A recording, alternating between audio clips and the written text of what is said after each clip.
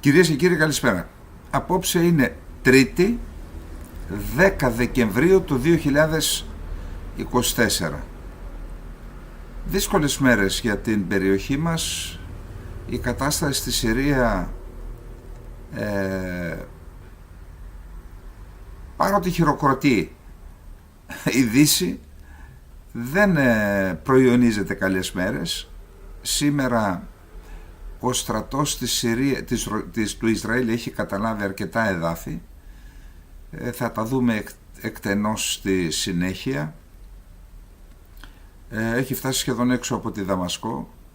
Υπάρχουν κάποια βήματα τα οποία δείχνουν ότι θα υπάρχει μια ομαλή μετάβαση της εξουσίας από την κυβέρνηση Άσαντ στην κυβέρνηση του Γκολάνι. Αυτό είναι το σωστό το όνομα.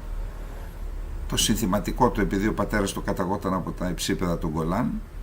Ο ίδιος γεννήθηκε στη Σαουδική Αραβία. Επίσης συνεχίζονται οι επιθέσεις της Τουρκίας εναντίον των Κούρδων, και όχι μόνο επιθέσεις, και εκτελέσεις τραυματιών του στρατιωτικού συμβουλίου της Ιεράπολης της Μέμπετς. Κάποιοι τραυματίστηκαν, πήγαν μέσα σε νοσοκομεία και τους εκτέλεσαν και τα έβγαλαν και βίντεο. Αυτά για να δείτε ποιος παραβιάζει τα ανθρώπινα δικαιώματα και ποιος διαπράττει εγκλήματα πολέμου, διότι θα μας τρελάνουν στο τέλος. Παρουσιάζουν σήμερα τις φυλακές, εκεί γινόταν βασανιστήρια και είναι καταδικαστέα όποιος και να τα έκανε, είτε αγαπούσε τους χριστιανούς είτε δεν τους αγαπούσε. Όποιος κάνει βασανιστήρια σε ανθρώπους είναι καταδικαστέος. Από εκεί και μετά μας δείχνουν και μας λένε ότι ζούσε πολυτελής ζωή ο Άσαντ και έχει περιουσία 2 δισεκατομμυρίων. Γιατί δεν λένε κάτι για την περιουσία του Ερντογάν? Ξέρετε πόσα είναι? Πάνω από 20 δισεκατομμύρια. Ίσως είναι από τους πλουσιότερους ηγέτες στον κόσμο. Και σήμερα αναμασούν την προπαγάνδα των δυτικών τα ελληνικά μέσα μαζικής ενημέρωσης και λένε ότι πλούσιος κτλ. Ξέρετε πόσα καράβια έχει ο Ερντογάν? Ξέρετε πόσα δισεκατομμύρια μετρητά έχει? Γιατί δεν μιλάτε για αυτά και μιλάτε για τον Άσαντ? Καταδικαστέα για τον Άσαντ. Γιατί δεν μιλάτε για τον Ερντογάν? Απλά ό,τι μας δίνουν, αυτό παρουσιάζουμε στον ελληνικό λαό. Εν πάση περιπτώσει, να ξεκινήσουμε λίγο με 2-3 θέματα πριν περάσουμε στα της Συρίας.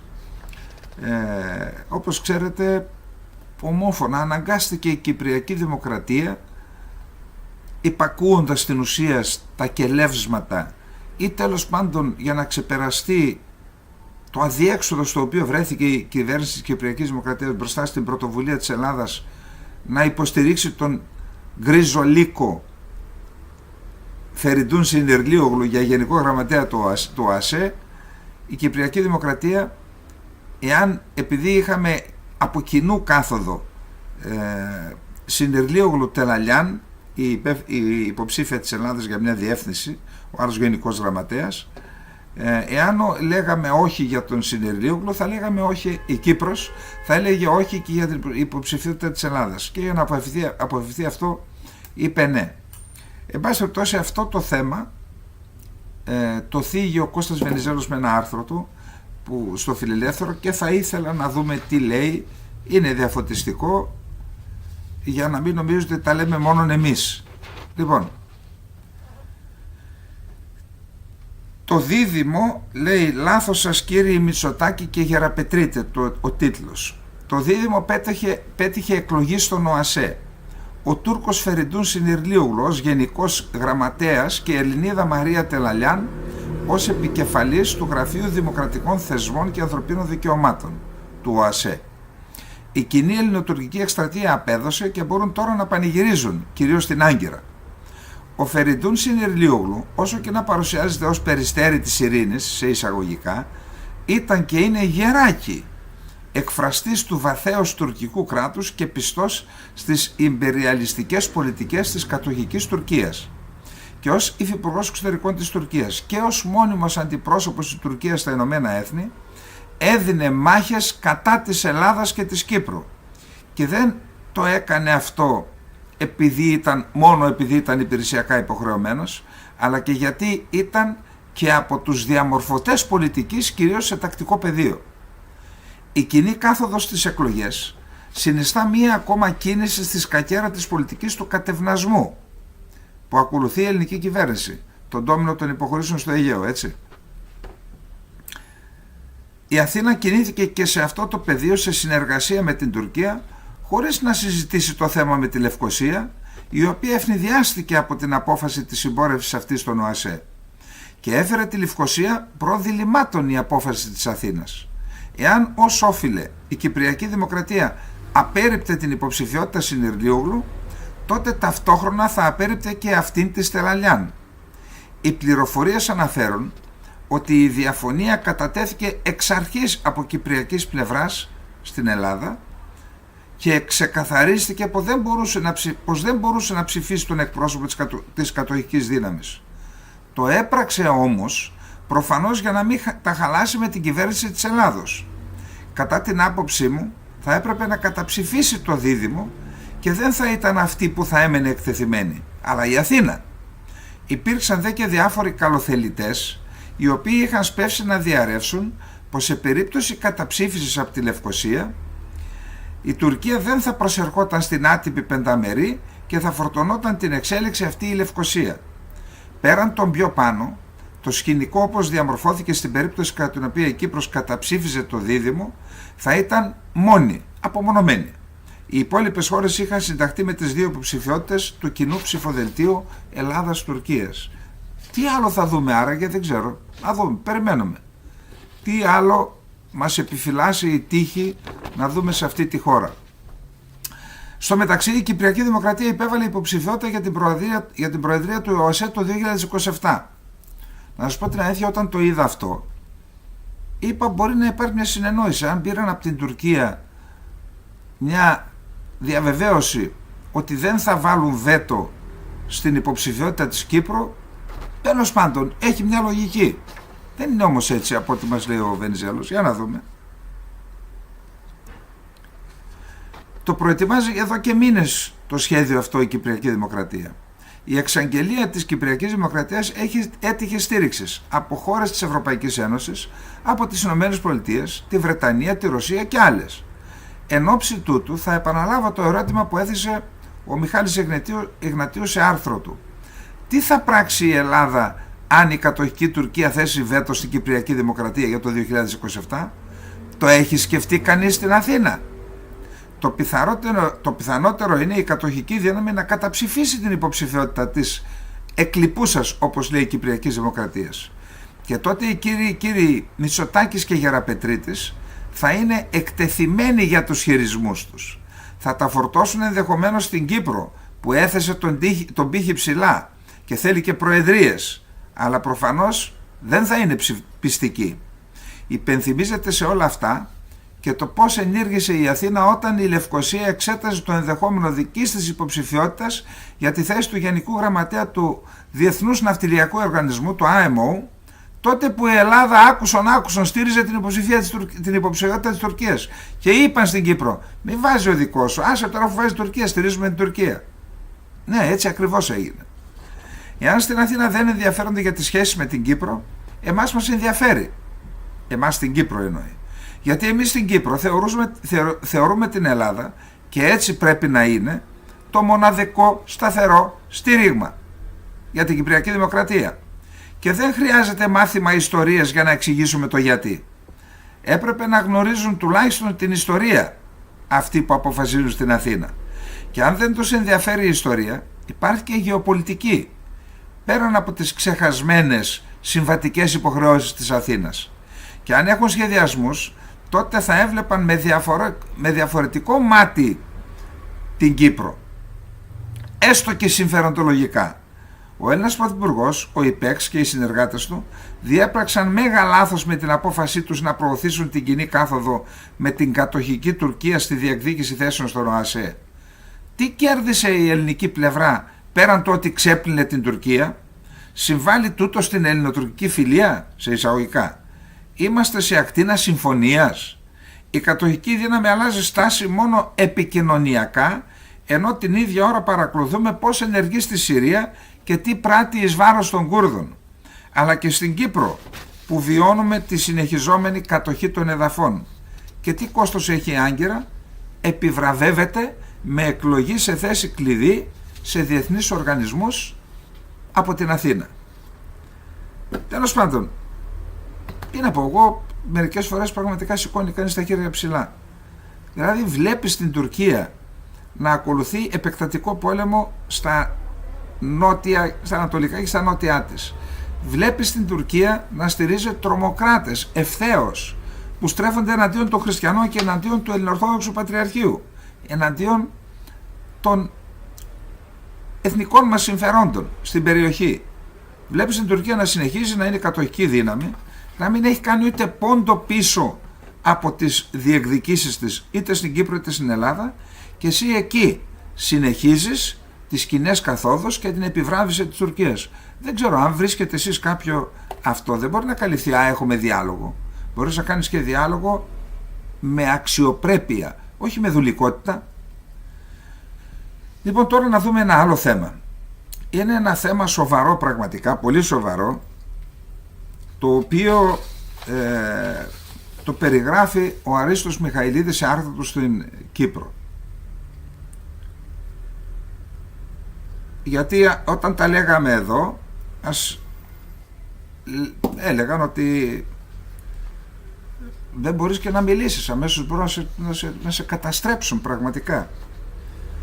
Και αναφέρεται στην παρουσία όχι συμπαθούντων, στελεχών της Χαγιάτ Ταχρήρ Αλ-Σαμ, που είναι χαρακτηρισμένη τρομοκρατική οργάνωση από την Ευρωπαϊκή Ένωση και από τις ΗΠΑ.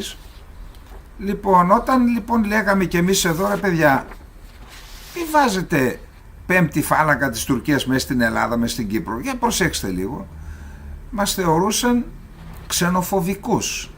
Προσέξτε τι έγινε στην Κύπρο.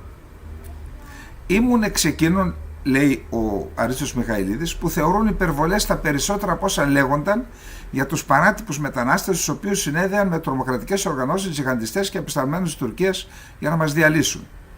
Υπόψη ότι κάποιοι από εδώ, από την Ελλάδα, που παρακολουθούσαν τα πράγματα, όχι από το κράτος και από το κράτος, αλλά και εξωδίκως, ενημέρωναν υπεύθυνα την Κυπριακή Δημοκρατία για αυτά που θα ακούσετε, με ονόματα και διευθύνσεις και ενέργειες. Να το ξέρετε αυτό. Τα περισσότερα είναι όντως υπερβολές, αλλά δεν είναι όλα υπερβολές. Αλλάζω γνώμη, αν μου επιτρέπετε, τουλάχιστον μέχρι να ξεκαθαρίσει το χάος. Με τις εξελίξεις στη Συρία, αναζήτησα και ξαναδιάβασα το ρεπορτάζ του Φάνη Μακρύδη στο Φιλελεύθερο της 16 Νοεμβρίου του 2024 για τους 6 συλληφθέντες Σύρους που μάζευαν χρήματα κυρίως στη Λεμεσό και την Πάφο και τα έστελναν μέσω κατεχομένων και Τουρκίας σε τρομοκρατικές οργανώσεις στη Συρία. Καθίστε σε μια καρέκλα, μην πέσει κανένας από το όρθιος, και άσο μπορεί να πέσει κανένας και από την καρέκλα. Μέσα σε 5 μήνες αυτοί οι 6 έστειλαν 712.000 ευρώ στη Χαγιάτ Ταχρήρ Αλ-Σαμ. Και η αστυνομία πιστεύει ότι πρόκειται για κύκλωμα χρηματοδότησης τρομοκρατικών οργανώσεων. Αυτούς έπιασαν μόνο 712.000 ευρώ. Σκέψου πόσοι άλλοι και από εκεί και από εδώ, και από την Αθήνα και από την Ευρώπη. Ανάμεσα στους συλληφθέντες, η δίκη των οποίων θα ξεκινήσει στο Κακουριοδικείο Λευκωσίας στις 7 Φεβρουαρίου είναι 44χρονος Σύρος, ο οποίος θεωρείται εγκέφαλος του κυκλώματος και ταμεία στην Κύπρο της οργάνωσης Χαγιάτ Ταχρήρ Αλ-Σαμ, αυτή που αναλαμβάνει τη διακυβέρνηση στην Συρία. Όμως αυτό δημιουργεί και ένα πρόβλημα τώρα διπλωματικής φύσεως και πολιτικής. Το Κακουριοδικείο, αφού με νόμους δικάζει, οφείλει να τον καταδικάσει. Αν καταδικάσει όμως έναν ταμεία της νέας κυβέρνησης της Συρίας, αυτό θα επηρεάσει και τις διπλωματικές σχέσεις της Κυπριακής Δημοκρατίας. Εκεί φτάσαμε. Λοιπόν, τα λεφτά που έστειλε από την Κύπρο το κύκλωμα, που εξάρθρωσε η αστυνομία και θα δικάσει το Κακουριοδικείο, τα έστειλε στον ηγέτη της Συρίας, Αμπού Μοχάμετ Αλ Γκολάνι. Απευθείας αυτόν πήγαιναν τα λεφτά, ο οποίος ως γνωστόν υποστηρίζεται από την Τουρκία. Τα λέω αυτά γιατί δείχνουν ότι όσα συμβαίνουν αυτές τις μέρες στη Συρία μας αφορούν πιο πολύ από όσο φαίνεται. Είναι πιθανόν να μην μας αφήσουν αλόβητος και πρέπει να έχουμε το νου και εμείς οι πολίτες και οι ηγέτες του τόπου σε αυτό το θέμα. Μπορεί να έχουμε πρόβλημα ακόμα και επειδή θα δικάσουμε τον ταμεία της Χαγιά Ταχρήρ Αλ-Σαμ. Και αυτό μπορεί να είναι το λιγότερο, διότι πάνω από αυτό κρέμεται το ότι έχουμε να κάνουμε με τζιχαντιστές, όσο και αν σήμερα ο Γκολάνι εμφανίζεται μετριοπαθής και δίνει διαβεβαιώσεις για τη μετάβαση της Συρίας σε μια δημοκρατική χώρα. Ο Γκολάνι ήταν στο Ιράκ μέλος της ομάδας που εξελίχθηκε στο Ισλαμικό κράτος, με όλες εκείνες τις φρικαλαιότητες που είδαμε στη Συρία όταν ξέσπασε ο εμφύλιος το 2011-2012 κτλ. Όταν αποσχίστηκε ο ίδιος από το Ισλαμικό κράτος, δηλώνοντας πίστη στην Αλ-Κάιντα, ίδρυσε την Αλ-Νούσρα και τώρα Χαγιά Ταχρήρ Αλ-Σαμ, που εξελίχθηκε στη μεγαλύτερη ένοπλη ομάδα. 30.000 μαχητές, ορμητήριο την Ιντλίμπ, και είχε υπό τον έλεγχό της το πέρασμα τη συνοριακή διάβαση Μπαμπ Αλ-Χάουα με την Τουρκία. Από εκεί έβγαζε τα περισσότερα λεφτά, από εκεί έβγαιναν λεφτά, όπλα, πυρομαχικά, ουσίες.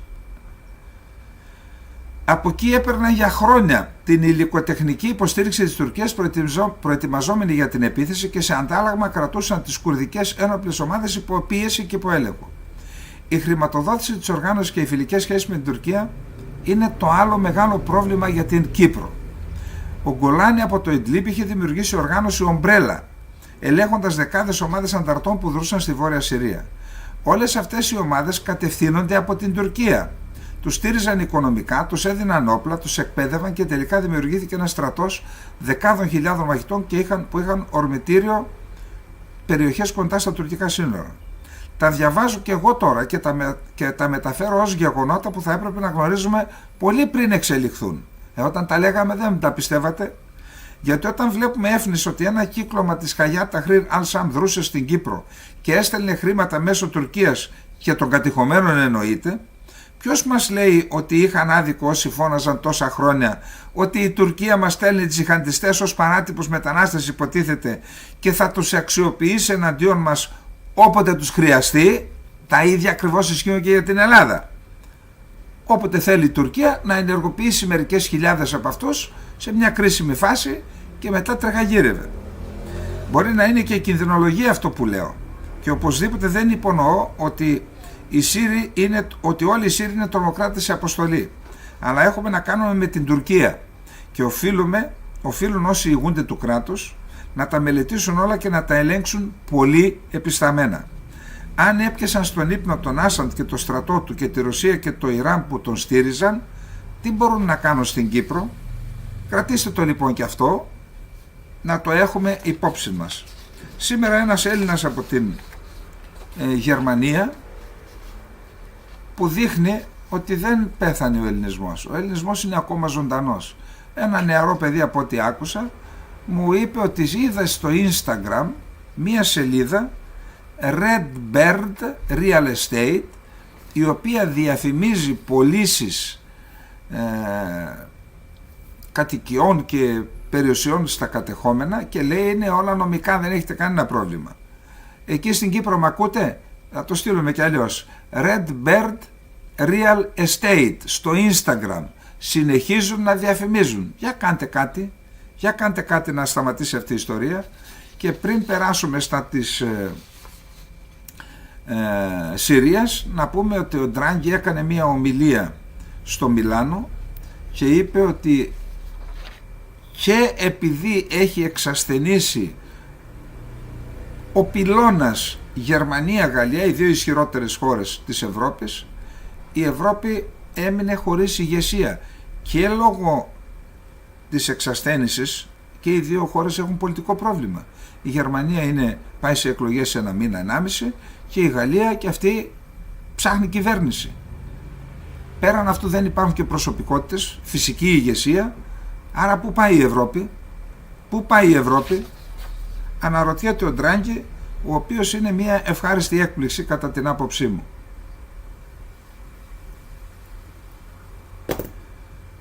Λοιπόν, πάμε να δούμε τώρα τι γίνεται στη Συρία. Όσον αφορά τα επιχειρησιακά, είχαμε δει τις προηγούμενες μέρες, τις πρώτες μέρες που έκανε προέλαση οι τρομοκράτες προς τη Δαμασκό, ότι με την παρένεση των Ηνωμένων Πολιτειών της Αμερικής, οι δημοκρατικές δυνάμεις της Συρίας παρέλαβαν, έγινε κανονική παράδοση χωρίς να πέσει μια σφαίρα, την πόλη Ντερ-ez-Zor που βρίσκεται δυτικά του Ρου του Εφράτη, και την Αλ-Μπουκαμάλ, μια μεγάλη περιοχή είχαν καταλάβει, αυτά βγαίνουν και από χάρτες καταστάσεως. Η Αλ-Μπουκαμάλ βρίσκεται ακριβώς απέναντι, είναι η Αλ-Καΐμ στο Ιράκ, βρίσκεται εκεί που μπαίνει ο Εφράτης μέσα στο έδαφος του Ιράκ, και εκεί είναι και η συνοριακή πύλη, και εκτιμώ ότι είπαν στους Κούρδους πιάστε αυτή τη συνοριακή πόλη για να είναι υπό τον έλεγχο φιλικών προς τις Ηνωμένες Πολιτείες της Αμερικής δυνάμεων το τι μπαίνει και τι βγαίνει από τη συγκεκριμένη περιοχή. Άρα έπιασαν αυτή την περιοχή, την Ντερ-ez-Zor, πιο πάνω και μια άλλη μεγάλη περιοχή, και το φράγμα της Ρίν, την δυτική πλευρά που βρίσκεται βόρεια κοντά στην Ιεράπολη. Επίσης οι Κούρδοι ήλεγχαν την Ιεράπολη, και από χθες την έχουν παραδώσει στους τζιχαντιστές τρομοκράτες της Τουρκίας, και αυτό δεν ξέρω αν έχασαν τον πόλεμο οι Κούρδοι, δεν είμαι σίγουρος, αλλά λέγεται ότι έγινε και μία συμφωνία, οι Αμερικανοί από πάνω, οι Τούρκοι από την μια πλευρά, οι Κούρδοι από την άλλη, για να αποχωρήσουν, γιατί κρατούσαν ακόμα τις θέσεις τους και γινόταν σκληρές μάχες. Άρα από χθες μέχρι σήμερα έχασαν οι Κούρδοι την Ιεράπολη, θα δούμε παρακάτω πράγματα, έχασαν την Αλ-Μπουκαμάλ κάτω, δέχονται επίθεση στην Ντερ-ez-Zor, και ακούω ότι προετοιμάζονται και στη Ράκα οι Άραβες που μέχρι τώρα συνεργάζονταν με τους υφατρίες ή ηγετικές, συνεργάζονταν με τις δημοκρατικές δυνάμεις της Συρίας, ασκούσαν μαζί εξουσία. Τώρα ακούω ότι είτε εκβιάζονται είτε χρηματοδοτούνται από την Τουρκία ή από τη Χαγιά Ταχρήρ Αλ-Σαμ να εξεγερθούν και έτσι να δημιουργήσουν προβλήματα σε αυτό το de facto αυτόνομο κράτος που λειτουργεί στη Ροζάβα, δηλαδή δυτικά του Εφράτη, από το 2016 τουλάχιστον μέχρι σήμερα. Αυτά λοιπόν στην ανατολική πλευρά, βόρεια και ανατολική πλευρά. Όσον αφορά τη δυτική πλευρά, το Ισραήλ χθες έκανε την μεγαλύτερη αεροπορική επιδρομή στην ιστορία του κράτους του Ισραήλ από τότε που ιδρύθηκε. 310 αεροπορικές εξόδους. Μιλάμε για τεράστιο αριθμό, με τις οποίες χτυπήθηκαν όλα τα στρατιωτικά αεροδρόμια της Συρίας, αλλά και τα διεθνή αεροδρόμια, με εξαίρεση το διεθνές αεροδρόμιο της Λατάκιας, όπου εκεί είναι η βάση των Ρώσων. Χτυπήθηκαν λοιπόν όλα τα αεροδρόμια, χτυπήθηκαν όλα τα αεροσκάφη, τα ελικόπτερα, στρατιωτικά αεροσκάφη, στρατιωτικά ελικόπτερα. Το σύστημα εξορθρώθηκε, εξοντώθηκε, καταστράφηκε. Το σύστημα αντιαεροπορικής αντιπυραυλικής άμυνας, που ήταν πολύ αξιόλογο της Συρίας, αποθήκες πυρομαχικών, χτυπήθηκαν βιομηχανίες και εργαστήρια κατασκευής πυράβλων, ρουκετών, βιολογικών όπλων, από ό,τι διαβάζω, και χτυπήθηκε και το λιμάνι, η ναυτική βάση της Λατάκιας, του πολεμικού ναυτικού της Συρίας, και καταστράφηκαν όλα τα πλωτά μέσα του πολεμικού ναυτικού, φρεγάτες, πυραυλάκατε, ό,τι είχε, τα είδα, έπαιρνα, το λιμάνι ήταν φωτιά, είχαν καιγόντουσαν. Αυτό λοιπόν γιατί το έκανε το Ισραήλ? Για να μην πέσουν οπλικά συστήματα, αεροπλάνα, ελικόπτερα, πύραυλοι, αντιαεροπορικά, να μην πέσουν στα χέρια των τρομοκρατών, και κάποια στιγμή μπορούν να στραφούν και εναντίον του Ισραήλ, το οποίο θα δούμε παρακάτω τι έκανε. Προσέξτε, επίσης είδα, καλά, υποτίθεται ότι είναι φίλοι το Ισραήλ με τους Κούρδους, ότι κατέστρεψαν και το αεροδρόμιο, το στρατιωτική βάση στο Καμισλί ή Κάμισλο, που είναι 3 χιλιόμετρα από τα σύνορα με την Τουρκία, εκεί στη βορειοανατολική Συρία. Συγγνώμη, αφού εσείς λέτε στο Ισραήλ ότι είστε φίλοι με τους Κούρδους, γιατί δεν αφήσατε τους Κούρδους να πάρουν ό,τι οπλικά συστήματα είχαν εκεί και να τα χρησιμοποιήσουν να προστατευτούν από την Τουρκία? Εδώ υπάρχει ένα ερωτηματικό που δεν ξέρω, όσοι έχετε επαφή με τους Ισραηλούς και μιλάτε, θέστε τους και αυτό το ερώτημα. Τι δηλαδή κίνδυνο διέτρεχαν οι Ισραηλοί από τους Κούρδους στην άλλη γωνία της Συρίας, που θα διατηρούσαν μέρος αυτού του πολεμικού υλικού? Τι νοιάζει το Ισραήλ αν είχαν οι Κούρδοι? Είναι εχθροί τους? Στράφηκαν ποτέ οι Κούρδοι εναντίον του Ισραήλ? Οι ίδιοι οι Ισραηλινοί δεν λένε και σε επίπεδο, σε επίσημο, ότι είναι φίλοι και πρέπει να βοηθήσουμε τους Κούρδους? Πώς θα τους βοηθήσουμε? Βομβαρδίζοντας την αεροπορική βάση που ήταν υπό τον έλεγχο των Κούρδων? Δεν το καταλαβαίνω αυτό. Εκτός από αυτό όμως, που είναι σημαντικό, αυτό ξέρετε τι μπορεί να σημαίνει? Μπορεί να σημαίνει ότι τώρα θα δούμε παρακάτω, αναλαμβάνει μια καινούργια κυβέρνηση, ότι και να θέλουν να ανασυγκροτήσουν το στρατό τους δεν μπορούν. Μπορεί να βρουν μερικά άρματα από αυτά που παράτησαν ο στρατός επί Άσαντ, μερικά τεθωρακισμένα, άντε μερικά πυροβόλα. Ναυτικό δεν έχει, πολεμική αεροπορία δεν έχει, αντιαεροπορικό, αντιπυραυλικό σύστημα δεν έχει. Αυτά για να ξαναγίνουν θέλουν δεκάδες δισεκατομμύρια δολάρια που δεν έχει αυτή τη στιγμή η Συρία. Θέλουν χρόνο, θέλουν εκπαίδευση, θέλουν. Πολεμικό ναυτικό 0. Εκτιμώ λοιπόν ότι αυτό που βολεύει κυρίως το Ισραήλ για τα επόμενα χρόνια είναι να επικρατεί ένα ελεγχόμενο χάος στη γειτονική χώρα. Και όσο επικρατεί ελεγχόμενο χάος και αλληλοσυγκρουόμενα συμφέροντα με φατρίες, μπορεί να κοιμάται ήσυχο το Ισραήλ, αλλά όχι μόνο αυτό, μπορεί να συνεχίζει να κατέχει εδάφη. Χθες ο Νετανιάχου πήγε στο όρος Ερμών. Το όρος Ερμών ήταν το υψηλότερο βουνό της Συρίας, 2.814 μέτρα, 100 μέτρα νομίζω κάτω από τον Όλυμπο, έτσι. Πήγε λοιπόν εκεί, είπε είμαστε εδώ, δικά μας είναι και αυτά. Έκανε δήλωση ότι τα υψώματα του Γκολάν που τα προσάρτησε το Ισραήλ τα κατέλαβε το 1973 νομίζω και τα προσάρτησε το 80, θα δούμε παρακάτω, θα είναι Ισραηλινό έδαφος στην αιωνιότητα. Δεν έμεινε όμως εκεί, κατέλαβε την ουδέτερη ζώνη, είναι πολλά εδάφη και κρίσιμα εδάφη με πλούσιους υδάτινους πόρους, δηλαδή οι ανατολικές υπόρειες του όρους Ερμών έχουν πολλά νερά, ένα χιονοσκεπές βουνό το μισό χρόνο σχεδόν, όλα αυτά τα νερά θα πάνε στο Ισραήλ όπως καταλαβαίνετε. Κατέλαβε την πόλη Κουνέιτρα και δεν αρκέστηκε μόνο σε αυτό, κατέλαβε έδαφος μεταξύ του Λιβάνου και της Συρίας, δηλαδή επεξέτεινε τα κατεχόμενα υψώματα του Γκολάν προς βορράν και έφτασε μέχρι περίπου 20 χιλιόμετρα από την Δαμασκό. Στην περιοχή πλέον στο συριακό έδαφος υπάρχουν 2 ταξιαρχίες πεζικού, μία τεθωρακισμένη ταξιαρχία, αυτή είναι προέλαση προς τη Δαμασκό, και ένα σύνταγμα ειδικών δυνάμεων.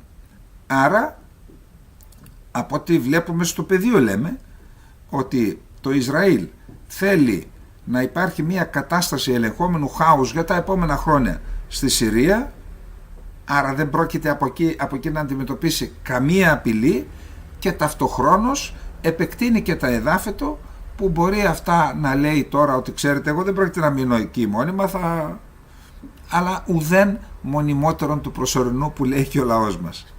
Λοιπόν, για πάμε να δούμε τώρα τι γίνεται. Λοιπόν, κυκλοφορούν διάφορα δημοσιεύματα στη Wall Street Journal για τον τρόπο με τον οποίο τα έχουμε πει αυτά, νομίζω τα έχουμε θίξει στις προηγούμενες εκπομπές, και όπως αποδεικνύεται όσα είπαμε είναι πολύ πολύ κοντά στην πραγματικότητα, δεν χρειάζεται.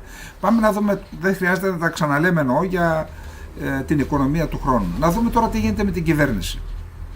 Εκεί είδαμε το εξής ενδιαφέρον, ότι η κυβέρνηση του Άσαντ παρέμεινε στα Υπουργεία, δεν τους πείραξαν, και είχαμε σήμερα συνάντηση του νυν Πρωθυπουργού και του αυριανού Πρωθυπουργού παρόντος του Γκολάνη και συζήτησαν για την ομαλή μεταβίβαση της εξουσίας.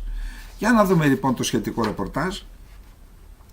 Ο Πρωθυπουργός της Συρίας Μοχαμέντ Τζαλαλί ανακοίνωσε ότι είναι έτοιμος να παραδώσει την εξουσία στην κυβέρνηση σωτηρίας των ανταρτών, έτσι αυτό αποκαλούνται. Σύμφωνα με το Αλ Τζαζίρα, επικεφαλής της μεταβατικής κυβέρνησης θα είναι ο Μοχαμέντ Αλ Μπασίρ, μέχρι τώρα πρωθυπουργός ενός κρατηδίου μιας κυβέρνησης του Ιντλίμπ, που την είχαν κάνει έτσι από μόνοι τους οι τζιχαντιστές. Παρ' όλα αυτά, οι δυνάμεις των τζιχαντιστών και των ανταρτών δεν έχουν παρουσιάσει κάποιο σχέδιό τους για την επόμενη μέρα στη Συρία, ούτε υπάρχει και κάποιο σχετικό προηγούμενο για μια τέτοιου είδους μετάβαση. Υπάρχουν 3 μήνες στη διάθεση της νέας κυβέρνησης για να γίνει το επόμενο βήμα. Την ίδια στιγμή, μέλη των αντιπολιτευομένων δυνάμεων έχουν συναντήσεις με το Υπουργικό Συμβούλιο της Συρίας που έχει οριστεί από το καθεστώς Άσαντ. Πληροφορίες αναφέρουν ότι οι συνομιλίες των συμμετεχόντων θα εστιάσουν στο σχηματισμό μιας νέας πολιτικής κυβέρνησης και μιας νέας δημόσιας διοίκησης κατά τη μεταβατική περίοδο. Όπως μεταδίδει το Al Arabiya, στη συνάντηση συμμετέχουν τόσο ο Πρωθυπουργός Μοχαμέντ Τζαλαλί, αλλά και ο επικεφαλής της επερχόμενης κυβέρνησης σωτηρίας Μοχαμέντ Αλ Μπασίρ.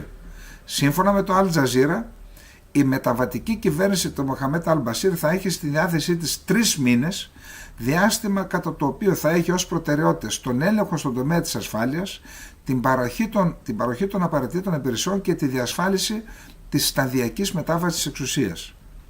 Βασική αποστολή της να δημιουργήσει τις προϋποθέσεις για το έργο μιας μόνιμης κυβέρνησης. Ταυτόχρονα η ηγεσία της Χαγιάτ Ταχρήρ Αλ-Σαμ έδωσε εντολή στους μαχητές να αρχίσουν σταδιακά να αποσύρονται από τις πόλεις που κατέλαβαν. Όπως αναφέρεται, τους τρομοκράτες της Χαγιάτ Ταχρήρ Αλ-Σαμ θα αντικαταστήσουν δυνάμεις ασφαλείας και η αστυνομία. Αυτή είναι η κατάσταση, μέχρι στιγμής επαναλαμβάνω. Να δούμε όμως τι συμβαίνει με τις μειονότητες στη Συρία. Κούρδοι, Χριστιανοί, Αρμένοι, Αλιβίτες και Δρούζοι.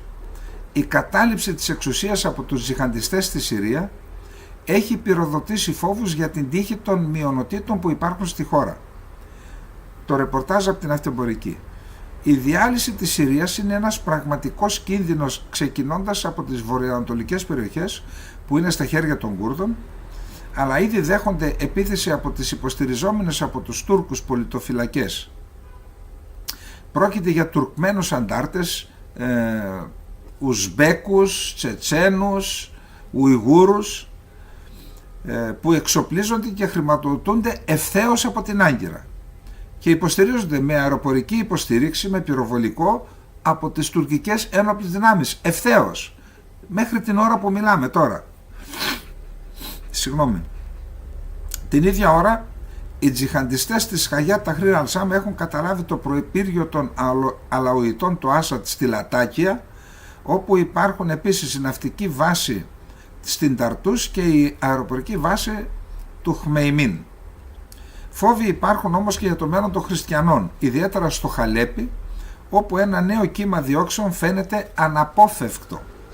Μαστιζόμενη από τη βία και την απομόνωση, η χριστιανική κοινότητα της Συρίας βρίσκεται σε μια τραγική καμπή ανάμεσα στον αφανισμό της ιστορικής της περιουσίας, της ιστορικής τους παρουσίας και στον αγώνα για την επιβίωσή τους. Λένε Σύριοι χριστιανοί στην Αντιόχεια, με τους οποίους επικοινώνησε η Ναυτεμπορική. Αυτά δεν τα βγάζουν από το κεφάλι τους. Σχεδόν 30.000 χριστιανοί, κυρίως από την ελληνοορθόδοξη κοινότητα, αλλά και Αρμένοι και Μαρονίτες, ζουν σήμερα στο Χαλέπι, σε σχέση με τις 150.000 που κατοικούσαν πριν τον εμφύλιο που προκάλεσε η Τουρκία. Δηλαδή 120.000 άνθρωποι εξαφανίστηκαν από εκεί. Αυτή είναι η γενοκτονία.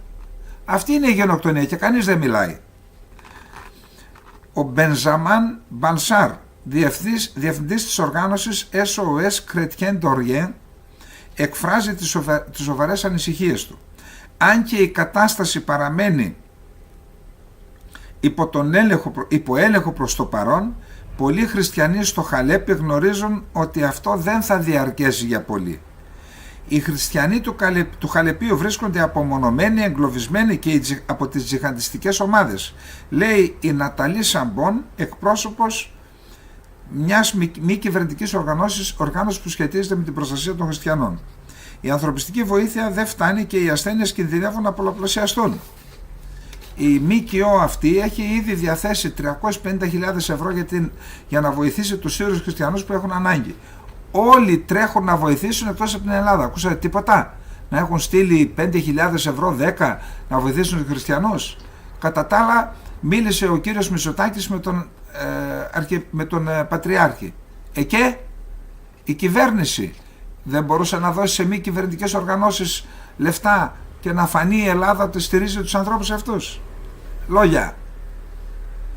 Στο Χαλέπι, παρά τις υποσχέσεις για ασφάλεια που δόθηκαν από τους Ισλαμιστές στον πληθυσμό, πολλοί φοβούνται την εντατικοποίηση των διώξεων, ιδιαίτερα εκείνων που ήταν υποστηρικτές του καθεστώτος Άσαντ.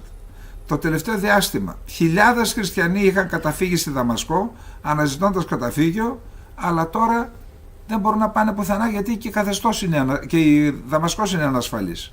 Οι ΜΚΟ που βρίσκονται στη Δαμασκό προσπαθούν να βοηθήσουν τους εκτοπισμένους από το Χαλέπι πολίτες, μοιράζοντας ρούχα, κουβέρτες και θερμάστρες, καθώς ο Συριακός χειμώνας υπόσχεται να είναι ιδιαίτερα σκληρός. Καταστροφές. Έχουμε κι άλλα. Δεν μπορώ να τα διαβάζω. Απλά φοβούνται οι χριστιανοί ότι όταν περάσουν όλα αυτά και όταν στρογγυλοκαθίσουν στις καρέκλες τους οι τρομοκράτες τζιχαντιστές, θα έχουμε, όπως έχουμε Ταλιμπάν του Αφγανιστάν, θα έχουμε Ταλιμπάν Συρίας και δεν θα υπάρχει καμία ασφάλεια για τις γυναίκες, για τους χριστιανούς και για όσους δεν είναι σαν τα μούτρα τους. Λοιπόν, ο Νετανιάχου, ένα νέο κεφάλαιο άνοιξε χθες στη Μέση Ανατολή μετά την πτώση του καθεστώτος Άσαντ, δήλωσε ο Νετανιάχου στο πλαίσιο συνέντευξης τύπου στην Ιερουσαλήμ. Υπογράμμισε ο Ισραηλινός Πρωθυπουργός ότι δόθηκαν δισεκατομμύρια δολάρια από το Ιράν για να κρατηθεί ο Άσαντ στην εξουσία και να διατηρηθεί αυτό το καθεστώς το οποίο ήταν σκληρό έναντι των πολιτών του. Αποκάλυψε τη Συρία εμπροστοφυλακή του Ιρανικού τρόμου και έναν αγωγό όπλων από το Ιράν στη Χεσμολάχ. Τα ξέραμε αυτά, τα είπαμε και εμείς αυτά. Αναφερόμενος στην κατάληψη του Ισραήλ το 1967 και την επακόλουθη προσάρτηση των υψηπέδων του Γκολάν, ο Νετανιάχου είπε ότι σήμερα όλοι κατανοούν τη μεγάλη σημασία της παρουσίας μας εκεί στον Γκολάν και όχι στους πρόποδες. Έπρεπε να ανεβούν πάνω δηλαδή, γιατί από εκεί πάνω φαίνεται η Δαμασκός, είναι στο πιάτο. Είπε ότι η παρουσία του Ισραήλ εκεί εγγυάται την ασφάλεια και την κυριαρχία του και ευχαριστεί τον εκλεγμένο πρόεδρο Ντόναλντ Τραμπ που αναγνώρισε την προσάρτηση του Γκολάν από το Ισραήλ το 2019 στην πρώτη τετραετία. Τα υψίπεδα του Γκολάν θα είναι για πάντα στην αιωνιότητα αναπόσπαστο κομμάτι του Ισραήλ, είπε. Και επένεσε και τον εαυτό του ότι το καθεστώς Άσαντ κατέρευσε διότι αυτό ήταν άμεσο αποτέλεσμα των βαριών χτυπημάτων που καταφέραμε στη Χαμάς, στη Χεσμολάχ και στο Ιράν. Έτσι λέει. Τώρα είπαμε, ο στρατός του Ισραήλ κυρίευσε μέρος του υψηπέδου αυτού της Συρίας το 1967 και όταν έγινε το 1973 ο πόλεμος, επειδή τα κρατούσε, κατόρθωσε να αποθήσει τις αντιπιθέσεις της Συρίας για να τα ανακαταλάβει. Τα προσάρτησε το Ισραήλ το 1981, όχι το 80 που σας είπα πριν από λίγο. Τώρα, είπαμε ότι το Ισραήλ κατέλαβε την ουδέτερη ζώνη. Υπάρχουν καταδίκη για αυτό το θέμα από τη διεθνή κοινότητα και από τον ΟΗΕ, ότι αντίκειται στα ψηφίσματα του ΟΗΕ. Λοιπόν, πάμε να δούμε τώρα τι άλλο έχουμε. Είπαμε 310 αεροπαρικά πλήγματα, δύο ταξιαρχίες πεζικού, μία ταξιαρχία τεθωρακισμένων και ένα σύνταγμα ειδικών δυνάμεων βρίσκονται αυτή τη στιγμή στο συριακό έδαφος, και μάλιστα η τεθωρακισμένη ταξιαρχία έχει φτάσει στην πόλη Κατάνα, η οποία πόλη Κατάνα βρίσκεται 20 χιλιόμετρα από τη Δαμασκό. Τώρα η Τουρκία, ξέρετε που λέμε το είπε ο Γάιδαρος στον πετεινό κεφάλα. Η Τουρκία καταδικάζει το Ισραήλ γιατί κατέχει εδάφη της Συρίας. Τη στιγμή που η Τουρκία από το 2017, το 2016 έχει στρατεύματα στην Αλ-Μπαμπ, από το 2018 έχει στρατεύματα στο Αφρίν και στον Κύρεσπι και Σερεκάνια, στην Τελαμπιάτ. Στρατό κανονικό. Και στο Ιντλίμπ είχε 12 στρατόπεδα, μετά μειώθηκαν, έγιναν 8, υποτίθεται κατόπιν συμφωνίας με τη Ρωσία και το Ιράν. Συγγνώμη, και αυτοί μπορούσαν να αποφασίσουν, ρώτησαν τον Άσαντ? Δεν το ρώτησαν.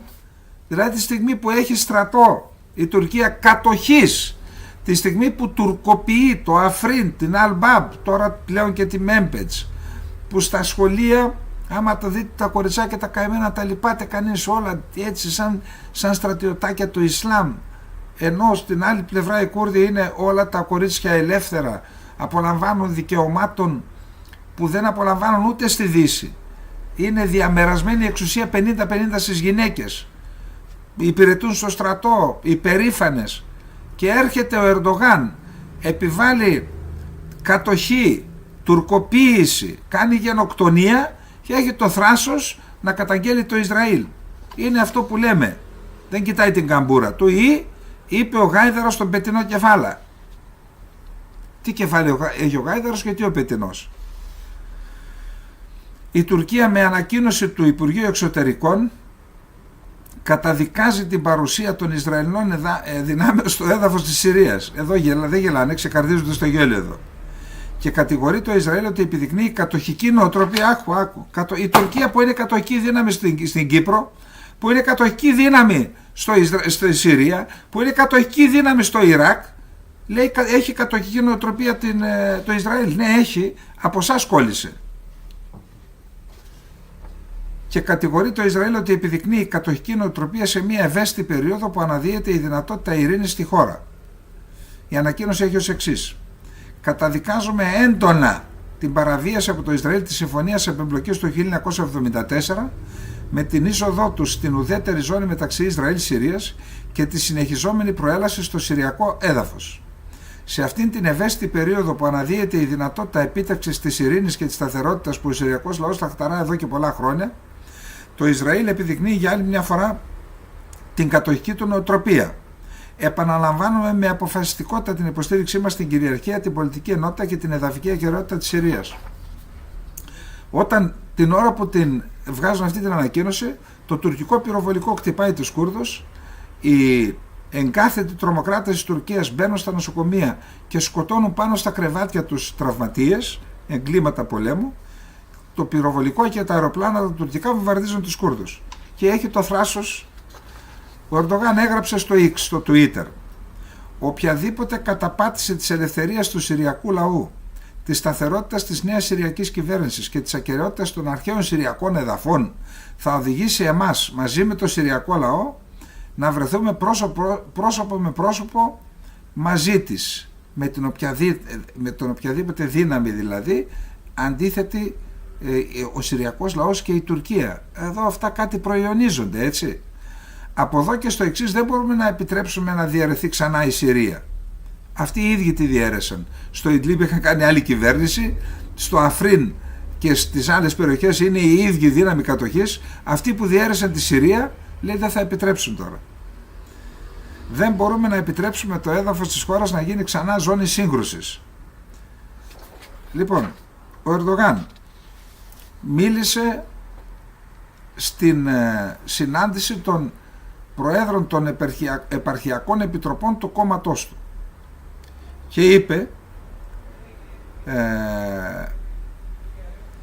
Δεν μπορούμε να δεχθούμε κανένα βήμα ή προβοκάτσια που αποσκοπεί στην αποτροπή της επιστροφής του αδελφικού Συριακού λαού στα σπίτια τους. Θα μας βρει μαζί με τον Συριακό λαό ενάντια σε κάθε επίθεση στην ελευθερία του Συριακού λαού, στη σταθερότητα της νέας Συριακής διοίκησης και στην ακεραιότητα των αρχαίων Συριακών εδαφών.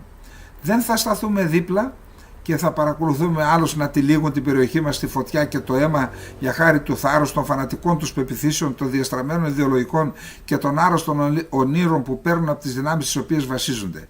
Τι εννοεί εδώ? Εννοεί το Ισραήλ και τους Κούρδους που υποστηρίζονται από τους Αμερικανούς και λέει αρρωστημένες νοοτροπίες, είτε τα όνειρα θεμιτά των Κούρδων για αυτονομία, είτε το Ισραήλ για τα λεγόμενα υπεσχημένα εδάφη. Και λέει θα μας βρουν μπροστά τους. Πάνε να πολεμήσουν με τους Ισραηλινούς. Είπαμε θα πάρουμε πασατέμπο και θα τα βλέπουμε. Προσέξτε τώρα. Ο Ερντογάν. Αν η μισή μου καρδιά είναι στο Γκαζιαντέπ, η άλλη μισή είναι στο Χαλέπι και τη Δαμασκό. Τα σύνορα της καρδιάς του, έτσι.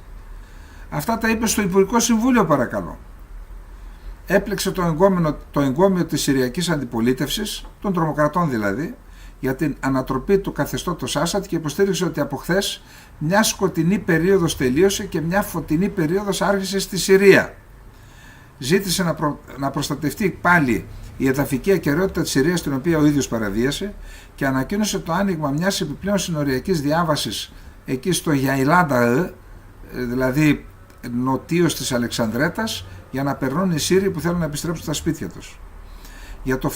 Για το βασικό θέμα που απασχολεί την Τουρκία γύρω από τις εξελίξεις στη Συρία, την de facto αυτονομία των Κούρδων στα βορειοανατολικά της χώρας και την παρουσία των Συριακών Δημοκρατικών Δυνάμεων, τις οποίες η Άγκερα ταυτίζει με το ΠΚΚ και την τρομοκρατία, ο Τούρκος πρόεδρος είπε ότι η Τουρκία δεν θα ανεχθεί την εμφάνιση νέων τρομοκρατιών ιστιών πέρα από τα σύνορά της. Ούτε το ΠΚΚ και οι προεκτάσεις του στη Συρία, ούτε το Ισλαμικό κράτος είναι συνομιλητές της χώρας μας. Η εδαφική ακεραιότητα της Συρίας πρέπει να προστατευτεί απολύτως. Χαιρέτησε την εκαθάριση της Τελ Ριφάτ και της Μέμπετς από τρομοκράτες, όπως είπε, περιοχές που βρίσκονταν υπό την κατοχή της αυτονομητικής οργάνωσης των Κούρδων εδώ και χρόνια. Υποστήριξε ότι η Τουρκία δεν εποφθαλμιά εδάφη οποιασδήποτε άλλες χώρες, λάθος κάνουμε, και ότι ο μοναδικός σκοπός των διασυνοριακών στρατιωτικών επιχειρήσεων, της εισβολής και κατοχής που κάνει εδώ και χρόνια, είναι η προστασία της πατρίδας και των πολιτών μας από τρομοκρατικές επιθέσεις. Ο Άσαντ έφυγε αφήνοντας πίσω του μία Συρία, όπου σχεδόν 1 εκατομμύριο άνθρωποι σκοτώθηκαν, 12 εκατομμύρια άνθρωποι αναγκάστηκαν να φύγουν και πολλές πόλεις μετατράπηκαν σε ερείπια. Εάν το μισό της καρδιάς μας βρίσκεται στο Γκαζιαντέπ, την Αλεξανδρέτα και την Ούρφα, το άλλο μισό βρίσκεται στο Αφρίν, το Χαλέπι, τη Χάμα, τη Χόμς και τη Δαμασκό, είπε ο Ερντογάν. Μετά, ο ισχυρός άνεμος της αλλαγής που πνέει στη Συρία θα οδηγήσει σε ευίωνα αποτελέσματα για όλο το Συριακό λαό, ιδιαίτερα τους πρόσφυγες, και είπε ότι καθώς η Συρία σταθεροποιείται, ελπίζω ότι οι εθελοντικές ασφαλείς αξιοπρεπείς και συντεταγμένες επιστροφές θα αυξηθούν. Τώρα,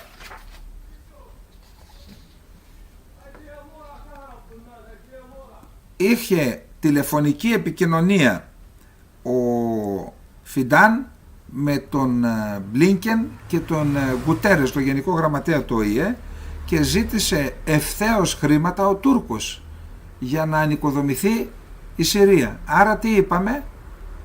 3 είναι οι βασικές επιδιώξεις της Τουρκίας, εννοώ οι βραχυπρόθεσμες. Πρώτη, ανοικοδόμηση, πάνω από 200 δισεκατομμύρια δολάρια να πάνε σε τουρκικές κατασκευαστικές. Δεύτερη, η αναδιοργάνωση του Συριακού στρατού, και εκεί δεκάδες δισεκατομμύρια δολάρια τα αγοράσουν από όπλα που παράγει η Τουρκία. Και τρίτον, η οριοθέτηση αποκλειστικής οικονομικής ζώνης με τη Συρία, άλλο ένα έκτρωμα παρόμοιο με αυτό του τουρκολιβικού μνημονίου που θα κλέψει την αποκλειστική οικονομική ζώνη της Κύπρου. Αυτά περιμένετε. Εντάξει, και έχει το θράσος να ζητάει από τον, δώστε και λεφτά τώρα, από προκαταβολικά. Ήδη οικονόμησε 10 δις παίζοντας παιχνίδια με το προσφυγικό. Λοιπόν, είχε τηλεφωνική συνομιλία με τον Μπλίνκεν ο Φιντάν του επισήμανε την ανάγκη διατήρησης της εδαφικής ακεραιότητας της Συρίας και δήλωσε ότι η Τουρκία θα κάνει ό,τι μπορεί για να εμποδίσει τις τρομοκρατικές οργανώσεις να εκμεταλλευτούν την τρέχουσα κατάσταση. Αυτό το είπε για τους Κούρδους, έτσι. Επίσης, ο Τούρκος Υπουργός Εξωτερικών φέρεται να είπε στο συνομιλητή του, τον Αμερικανό ΙΠΕΞ, ότι η διεθνής κοινότητα πρέπει να παρέμβει για την αποκατάσταση των υποδομών που καταστράφηκαν στα 13 χρόνια του πολέμου που προκάλεσε η Τουρκία. Επιπλέον, φέρτε λεφτά, λέει και εδώ. Εξέφρασε στον Αμερικανό ομόλογό του ότι θα πρέπει να καταβληθούν προσπάθειες για την άμεση και απρόσκοπτη παροχή ανθρωπιστικής βοήθειας. Το ίδιο θέμα έθεσε και στον Γκουτέρες. Οι Ηνωμένες Πολιτείες δεν συμμετείχαν άμεσα στην επίθεση που έφερε τους αντάρτες στην εξουσία, δήλωσε ο σύμβολος Εθνικής Ασφάλειας των ΗΠΑ. Δεν το καθοδηγήσαμε εμείς, είπε ο Τζέικ Σάλιβαν στο CBS, συνεργάτη του BBC στις ΗΠΑ. Υπάρχει μια ευκαιρία να οικοδομήσουμε κάτι πολύ καλύτερο στο μέλλον, είπε ο Σάλιβαν, προσθέτοντας ότι οι ΗΠΑ θα συνεργαστούν με όλες τις ομάδες στη Συρία. Ο Λευκός Οίκος παρακολουθεί την κατάσταση στη Συρία για πληροφορίες σχετικά με το που βρίσκεται ο Αμερικανός δημοσιογράφος Όστιν Τάις, που εξαφανίστηκε σε σημείο ελέγχου της Δαμασκού το 2012. Είπε ο Σάλιβαν, ο Λευκός Οίκος βρίσκεται σε επαφή με την Τουρκία, με άλλες χώρες της περιοχής και ανθρώπους στο έδαφος στη Δαμασκό για να παρακολουθήσει ποιος βγαίνει από αυτές τις φυλακές. Η γερμανική κυβέρνηση διευκρίνησε σήμερα ότι η ομάδα Χαγιάτ Ταχρήρ Αλ-Σαμ δεν έχει χαρακτηριστεί τρομοκρατική οργάνωση από το Γραφείο Προστασίας του Συντάγματος, τονίζοντας ωστόσο ότι θα κριθεί από τις πράξεις της. Οι ένοπλες ομάδες που συνδέονται με την Τουρκία που επιτίθενται στην Ιεράπολη στο Μέμπετς εισβάλλουν σε νοσοκομεία και εκτελούν ασθενείς. Πρόκειται για πρώτη μέλη του ISIS που εκδιώχθηκαν από τη Μέμπετς το 2016 όταν την απελευθέρωσαν οι Κούρδοι. Τώρα με διαφορετικά ονόματα και με την υποστήριξη του τουρκικού κράτους επέστρεψαν στην πόλη. Οι Κούρδοι απελευθέρωσαν την Ιεράπολη από το ISIS το 2016 με το αίμα τους. Σήμερα το τρομοκρατικό κράτος της Τουρκίας με τους μισθοφόρους του Τουρκμένους και Σύρους τρομοκράτες του λεγόμενου Συριακού Εθνικού Στρατού, που ήταν προηγουμένως όλοι τους μέλη του ISIS, προσπαθεί να καταλάβει τη Μέμπετς και την κατέλαβε. Και φυσικά η Αμερική σφυράει αδιάφορα. Είχαμε μια δήλωση του Αλεξάντερ Ντούνκιν, που είναι ένας φιλόσοφος που λένε ότι επηρεάζει τον Πούτιν. Η Συρία ήταν παγίδα για τον Ερντογάν. Έκανε ένα στρατηγικό λάθος. Πρόδωσε τη Ρωσία. Πρόδωσε το Ιράν. Είναι καταδικασμένος και τώρα άρχισε το τέλος της Τουρκίας. Λόγια, λόγια, λόγια. Ο Μπαφέλ Ταλαμπανί, πρόεδρος της Πατριωτικής Ένωσης του Κουρδιστάν, γιος του Τζαλάλ Ταλαμπανί. Τις τελευταίες μέρες παρακολουθούμε στενά τα γεγονότα και τις εξελίξεις στη Συρία και τη Ροζάβα και παρακολουθούμε τις αλλαγές και τον αντίκτυπό τους με ενδιαφέρον. Σεβόμαστε βαθύτατα τη βούληση του Συριακού λαού και τις αποφάσεις που λαμβάνουν σχετικά με το μέλλον της χώρας τους, υπό την προϋπόθεση ότι αυτές λαμβάνονται σε ένα πλαίσιο που προστατεύει τα δικαιώματα όλων των κοινοτήτων και αναγνωρίζει την πολιτική πραγματικότητα που υπάρχει στο έδαφος, δηλαδή τη Ροζάβα. Ελπίζουμε ότι αυτή η κρίσιμη συγκυρία θα χρησιμοποιηθεί ως ευκαιρία για την εγκαθίδρυση μιας νέας εποχής διακυβέρνησης και δικαιοσύνης που θα βασίζεται σε ένα κοινό εθνικό όραμα για να εξασφαλίσει ένα σταθερό και ευημερούν μέλλον για όλους τους Σύρους. Σε αυτήν την ευαίσθητη και δύσκολη στιγμή επιβεβαιώνουμε την αμέριστη υποστήριξή μας στους αδελφούς και τις αδελφές μας στη Ροζάβα. Είναι σημαντικό να σταθούμε μαζί, ενωμένοι με φωνή και σκοπό, για να υποστηρίξουμε τις φιλοδοξίες τους και να αντιμετωπίσουμε τις απειλές για τη ζωή και τη σταθερότητά τους. Τέλος, τονίζουμε τη σημασία του σεβασμού και της προστασίας των δικαιωμάτων του κουρδικού λαού. Η επίτευξη ειρήνης και συνύπαρξης στην περιοχή εξαρτάται από σοφές και δίκαιες αποφάσεις. Όπως έχουμε ξαναπεί, χωρίς επίλυση του κουρδικού ζητήματος δεν μπορεί να υπάρξει διαρκής ειρήνη στη Μέση Ανατολή. Μπαφέλ Τζαλάλ Ταλαμπανί, πρόεδρος της Πατριωτικής Ένωσης του Κουρδιστάν. Ο Σαλαμί, διοικητής των φρουρών της Επανάστασης, λέει ότι το Ιράν δεν αποδυναμώθηκε από την πτώση του Άσαντ. Τώρα, ποιον κοροϊδεύετε ρε παιδιά?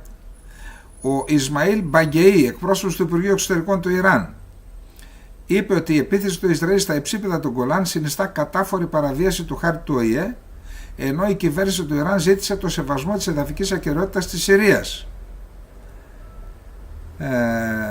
Τώρα και η Ρωσία βλέπουμε τα πράγματα και προσπαθούμε να καταλάβουμε τι γίνεται. Ο Ερντογάν είχε τηλεφωνική συνομιλία με τον Γενικό Γραμματέα του ΝΑΤΟ Μαρκ Ρούτε και ζήτησε και αυτός χρήματα για τη Συρία. Η Χαμάς συνεχάρει σήμερα το Συριακό λαό μετά την πτώση του Μπασάρ Αλ-Άσαντ με το Παλαιστινιακό Ισλαμιστικό κίνημα να καλεί σε ενότητα. Η Χαμάς συγχαίρει τον αδελφό Συριακό λαό για την επιτυχία του στην εκπλήρωση των φιλοδοξιών του για ελευθερία και δικαιοσύνη και καλεί όλες τις διαφορετικές ομάδες του Συριακού λαού να ενωθούν. Τώρα πώς γίνεται? Ο Άσαντ την πλήρωσε επειδή βοηθούσε τη Χαμάς, τη Χεσμολάχ που βοηθούσε τη Χαμάς. Έτσι είναι η πολιτική. Ο Μπλίνκεν έκρουσε καμπανάκι κινδύνου λέγοντας ότι ο Άισις θα προσπαθήσει να εκμεταλλευτεί αυτή την περίοδο για να εδραιωθεί ξανά στη Συρία. Αλλά οι ΗΠΑ δεν θα αφήσουν να συμβεί αυτό, εννοώντας ότι θα βοηθήσουν τους Κούρδους. Γιατί δεν βοηθάτε? Ακόμη ο Μπλίνκεν τόνισε ότι ο Συριακός λαός θα πρέπει να είναι αυτός που θα επιλέξει το μέλλον του και ότι η εκδίωξη του Άσαντ ήταν μια μεγάλη ευκαιρία, αλλά ενέχει επίσης σημαντικό κίνδυνο. Τώρα το κατάλαβες? Οι ΗΠΑ καλωσορίζουν τις δηλώσεις των ηγετών των ανταρτών για σχηματισμό κυβέρνηση χωρίς αποκλεισμούς, αλλά το πραγματικό μέτρο θα είναι η δέσμευση να το κάνουν.